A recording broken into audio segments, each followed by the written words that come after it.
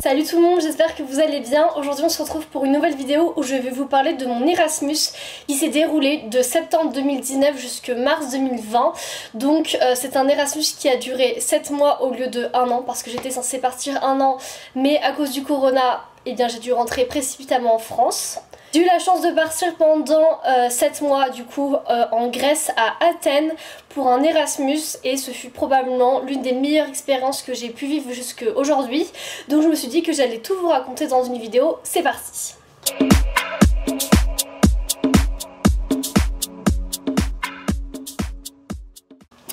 Alors cette vidéo elle va être divisée en 3 catégories. La première catégorie ça va être le avant. Donc pourquoi je suis partie, comment ça s'est organisé, comment j'ai trouvé mon logement, etc. Ensuite la deuxième partie ça va être le pendant, donc comment ça s'est passé quand j'étais à Athènes véritablement, quels sont les voyages que j'ai fait, comment les cours se sont passés, etc. etc. Une partie ça va être vraiment sur mon retour en France, comment je l'ai géré, est-ce que j'ai validé mon année ou pas, et voilà, vraiment un bilan sur mon expérience finale. C'est parti pour la partie avant mon Erasmus. Donc pourquoi je suis partie en Erasmus? Tout simplement parce que déjà j'adore voyager, c'est l'une de mes passions principales dans la vie, je saoule tout le monde avec ça, j'adore ça. Ce n'était pas la première fois que je partais à l'étranger. Il y a 2 ans, j'ai vécu pendant 5 mois en Sardaigne pour un stage dans un hôtel pour le marketing et la communication.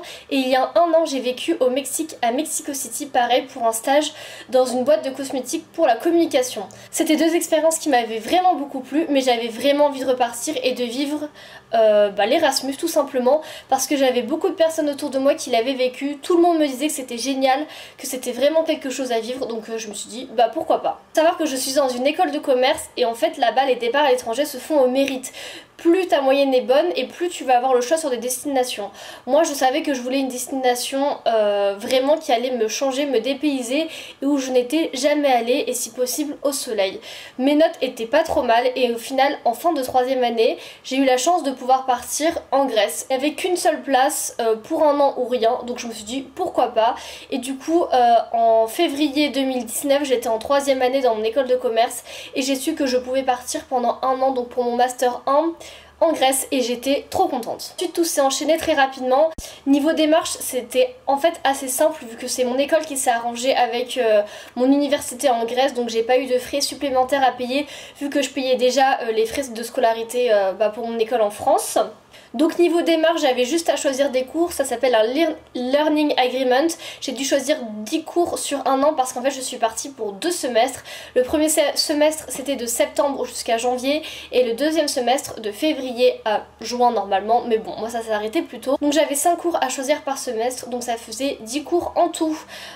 Donc voilà, j'ai choisi surtout des cours qui étaient axés sur le marketing et la communication parce que c'est ce qui m'intéressait, mais il y avait vraiment beaucoup de choix. Après je pense que ça dépend vraiment des écoles où vous allez et de l'université que vous choisissez, mais en général il y a quand même pas mal de choix. Niveau logement je me suis dépêchée d'en chercher un parce que j'avais peur que tout parte très vite, parce qu'il faut savoir qu'à Athènes il y a énormément d'Erasmus en fait. On était une promo de 400 Erasmus, c'est énorme, donc je me suis dépêchée de trouver un logement. Pour ça je suis allée sur Airbnb et j'ai décidé de me prendre un appartement toute seule qui faisait quand même 35 mètres carrés il me semble, donc c'était vraiment assez grand pour moi toute seule, c'était parfait. Il était à 5 minutes de l'école, donc idéal. Après je sais que j'avais beaucoup d'amis qui étaient en colocation et qui ont trouvé leur appartement grâce à des sites sur Facebook, donc si vous voulez je vous linkerai tout en barre d'infos, comme ça ce sera plus facile pour vous si jamais vous souhaitez faire votre Erasmus en Grèce. Une fois que j'avais mes cours qui étaient choisis, que j'avais mon logement, j'ai pris mes billets d'avion et mi-septembre je me suis envolée direction la Grèce pour 1 an. J'étais hyper stressée, mais d'un côté j'avais trop hâte parce qu'il faut savoir que je partais toute seule en fait. Je ne connaissais absolument personne sur place, je savais juste que j'avais une semaine d'intégration à Mykonos, donc ça c'était vraiment la folie. J'avais une semaine d'intégration à Mykonos fin septembre avec tous les autres étudiants Erasmus pour qu'on apprenne à se connaître et voilà. Et c'est là que j'ai formé plein d'amitiés et que j'ai rencontré plein de nouvelles personnes. Donc le 21 septembre 2019 je m'envole pour la Grèce avec mon père qui m'a accompagnée pendant 1 semaine pour m'installer, découvrir le quartier avec moi, l'école, aller remplir tous les papiers, etc. etc. Heureusement qu'il était là parce que sinon j'aurais été un peu livrée à moi-même, donc c'était super sympa. On a beaucoup visité mon quartier, Athènes en général, on est allé sur des petites îles, etc. Donc c'était super cool. J'ai pu découvrir un peu comment ça se passait là-bas sur place et c'était vraiment sympa. Si je peux vous donner un conseil, c'est de partir peut-être une semaine voire 10 jours avant votre début des cours pour vraiment vous adapter à l'environnement dans lequel vous allez vivre, parce que franchement c'est super important. De toute façon, je pense que je vais vous faire une vidéo avec tous mes conseils parce que je pense que j'ai pas mal de choses à dire et ça peut vous aider. Donc j'arrive sur place, tout se passe très bien, on visite, etc. Ensuite je pars à ma semaine à Mykonos. J'ai embarqué sur un bateau avec 400 autres étudiants que je ne connaissais ni d'Adam ni d'Ève. Les amitiés se sont très vite liées, au final c'était super.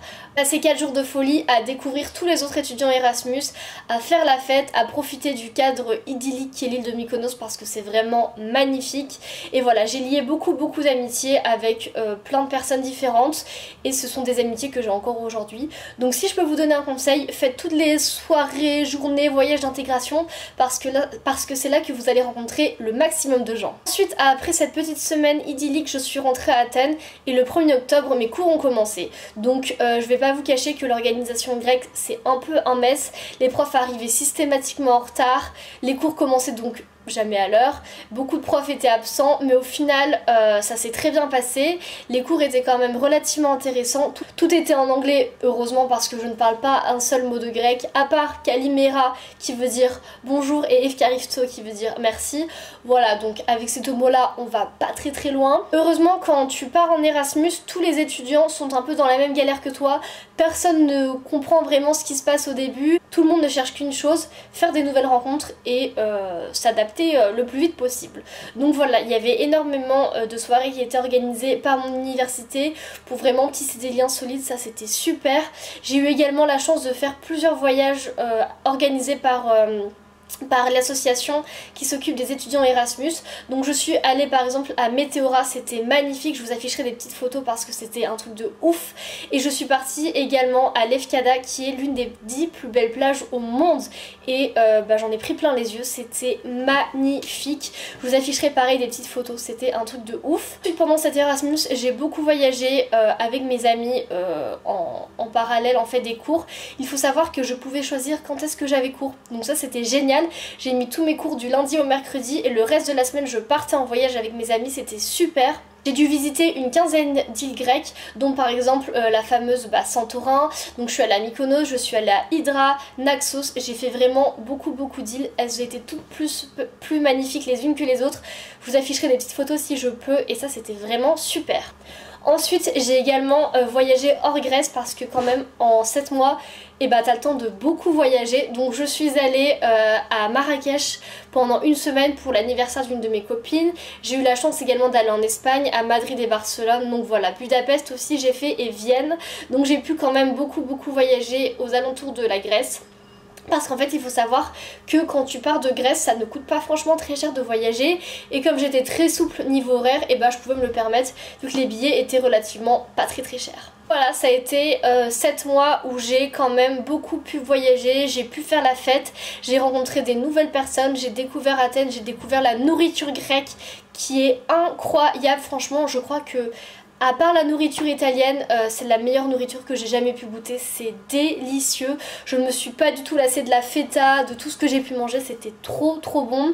En plus il faut savoir que je suis végétarienne, enfin en tout cas je ne mange pas de viande. Et là-bas quasiment tous les restaurants proposaient de la nourriture végétarienne voire végane. Et ça c'est super parce qu'ils s'adaptent vraiment très bien.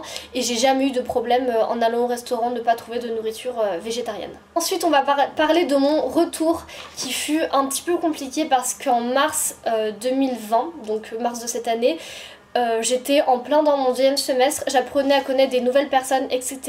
Parce que oui, il faut savoir, je ne voulais pas préciser, mais la plupart des étudiants Erasmus restaient seulement 6 mois et moi j'étais l'une des seules à rester pendant 1 an. Donc j'ai dû m'acclimater et rencontrer des nouvelles personnes.